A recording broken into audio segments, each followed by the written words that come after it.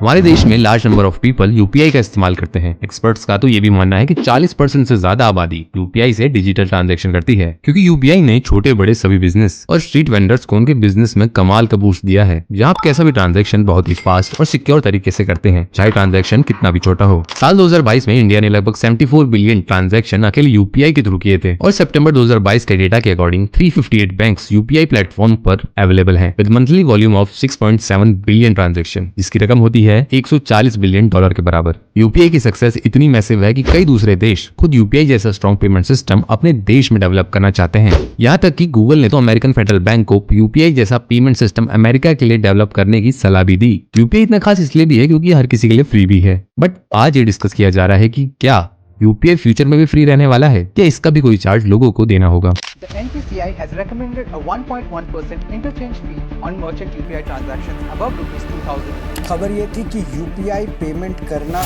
अब महंगा हो। Any UPI transactions of more than ₹2,000 that you make via prepaid payment instruments, which is your online wallets or preloaded gift cards, etc., are going to carry an interchange fee. पर उससे पहले UPI की शुरुआत कैसे हुई, UPI से पहले India में कौन कौन से पेमेंट सिस्टम यूज किए जाते थे, उनको जान लेते हैं। यूपीआई का मतलब है यूनिफाइड पेमेंट इंटरफेस, जो कि एक instant real time payment system है जिसे डेवलप किया है national payment corporation of India यानी एनपीसीआई ने। एनपीसीआई ने यूपीआई के अलावा रुपे, भीम और फास्टैग जैसे कई सर्विसेज भी लॉन्च की हैं। और एक रिपोर्ट के according RBI governor doctor Raghuram ji Rajan ने 11 अप्रैल 2016 मुंबई में यूपीआई को लॉन्च किया था। और यूपीआई को इंडिया के साथ साथ कई देशों में पॉपुलर करने का काम एनपीसीआई के सीईओ दिलीप आसबे ने किया है। यूपीआई के जरिए आप अपने मोबाइल डिवाइस से इंस्टेंटली पेमेंट एक बैंक से दूसरे बैंक में बड़ी आसानी से कर सकते हैं। और जरूरी ये है कि आपका मोबाइल नंबर अपने बैंक के साथ रजिस्टर होना चाहिए। अब आपके मन में एक सवाल आया होगा कि यूपीआई से पहले हम कौन से ऐसे पेमेंट सिस्टम ऑनलाइन पैसे ट्रांसफर करने के लिए यूज किया करते थे। देखिए, यूपीआई से पहले हम ऑनलाइन मनी ट्रांसफर के लिए एनईएफटी, आरटीजीएस, आईएमपीएस इन डिजिटल सिस्टम्स का यूज किया करते थे। और ये पेमेंट सिस्टम एक दूसरे से कैसे डिफरेंट है और आरबीआई को डिजिटल पेमेंट सिस्टम के होने के बावजूद यूपीआई को डेवलप करने की क्या जरूरत पड़ी। देखो, यूपीआई के इंडिया में इंट्रोड्यूस होने से पहले आरटीजीएस, एनईएफटी और आईएमपीएस जैसे डिजिटल पेमेंट सिस्टम का इस्तेमाल online bank to bank money transfer के लिए किया जाता था। बात करते हैं सबसे पहले आरटीजीएस की।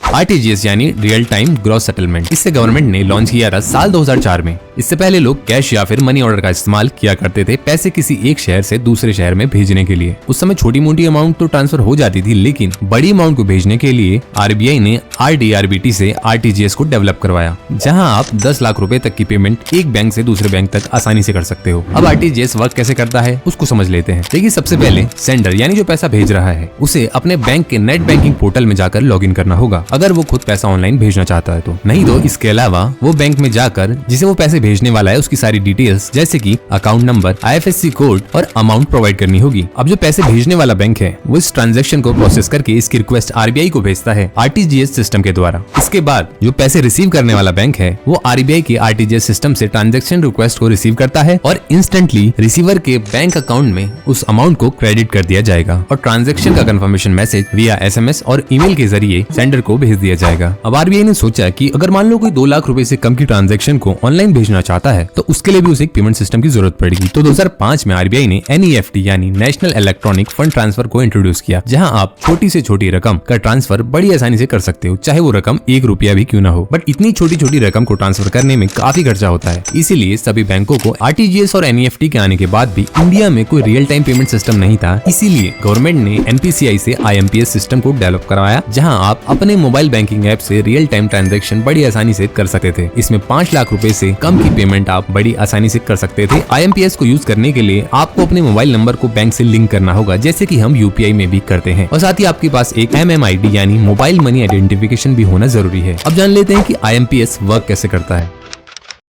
देखो, आरटीजीएस और एनईएफटी की तरह ही सेंडर को अपने बैंकिंग पोर्टल या मोबाइल बैंकिंग एप्लीकेशन में लॉगिन करना होता है और अकाउंट नंबर, आईएफएससी कोड जैसी डिटेल प्रोवाइड करनी होगी, साथ ही जितनी अमाउंट आप ट्रांसफर करना चाहते हैं। अब सेंडर बैंक ट्रांजैक्शन को प्रोसेस करके यह रिक्वेस्ट एनपीसीआई को भेजता है। अब स्टेप 3 में अब जिस बैंक को पैसे रिसीव होने वाले हैं वो एनपीसीआई के आईएमपीएस से ट्रांजैक्शन रिक्वेस्ट को रिसीव करता है और उस अमाउंट को रिसीवर के अकाउंट में क्रेडिट भी कर देता है। आईएमपीएस एमएमआईडी और वीपी यानी वर्चुअल पेमेंट एड्रेस की मदद से ट्रांजैक्शन करता है, जिससे काफी ज्यादा कन्वीनियंट और एक्सेसिबल बन जाता है यूजर्स के लिए। और बाकी सिस्टम की तरह ही IMPS में भी कुछ रेस्ट्रिक्शन थी, जैसे कि मैक्सिमम ट्रांजैक्शन की लिमिट पर डे पर, और इस सर्विस का इस्तेमाल बैंकिंग आवर्स में किया जा सकता था। लेकिन इसके बावजूद IMPS एक सेफ और सिक्योर पेमेंट सिस्टम है। तो जैसे कि आप लोगों को पता ही है कि UPI से पहले NEFT, IMPS और RTGS जैसे सिस्टम का इस्तेमाल इंडिया में किया जाता था। और IMPS और RTGS में जब हम कोई अमाउंट ट्रांसफर करते हैं तो बैंक उसका कुछ अमाउंट का चार्ज करते हैं।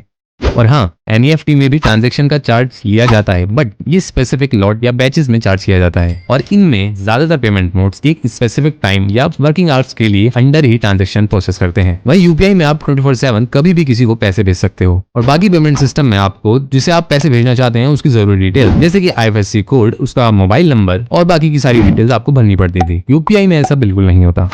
और अकाउंट नंबर करेक्ट है या नहीं, IFSC कोड में कितने जीरो हैं, ऐसी कई डिटेल्स आपको बार बार क्रॉस चेक करनी पड़ती थी। और इन्हीं सारी कमियों को UPI ने दूर किया, जहां आप UPI से रात के 2 बजे भी पेमेंट को सेंड कर सकते हैं। UPI ट्रांजैक्शन की मॉनिटरिंग RBI के अंडर NPCI करता है। UPI में केवल मोबाइल नंबर की रिक्वायरमेंट होती है और डेबिट कार्ड की कुछ इन्फॉर्मेशन, वो भी जब आप अपना बैंक अकाउंट किसी भी UPI ऐप के द्वारा लिंक करना चाहते हैं तभी आपको उसकी जरूरत पड़ेगी। UPI के द्वारा अगर आप पैसे भेज रहे हैं, या तो आपको उसकी UPI ID या फिर उसका मोबाइल नंबर पता होना जरूरी है। या फिर आप किसी दुकान पर शॉपिंग कर रहे हैं तो वहां पर QR कोड की मदद से भी आप पेमेंट कर सकते हैं। वैसे UPI में QR कोड टेक्नोलॉजी किसी रेवोल्यूशन से कम नहीं है, क्योंकि आज अगर आप किसी शॉप में जाएं और पेमेंट अपने UPI ऐप जैसे Paytm से करते हैं, इससे कोई भी फर्क नहीं पड़ेगा अगर शॉप वाले के पास कोई दूसरी पार्टी जैसे कि गूगल पे, फोन पे या फिर भारत पे का QR कोड हो, तब भी आप बड़ी आसानी से UPI के द्वारा पेमेंट कर पाएंगे।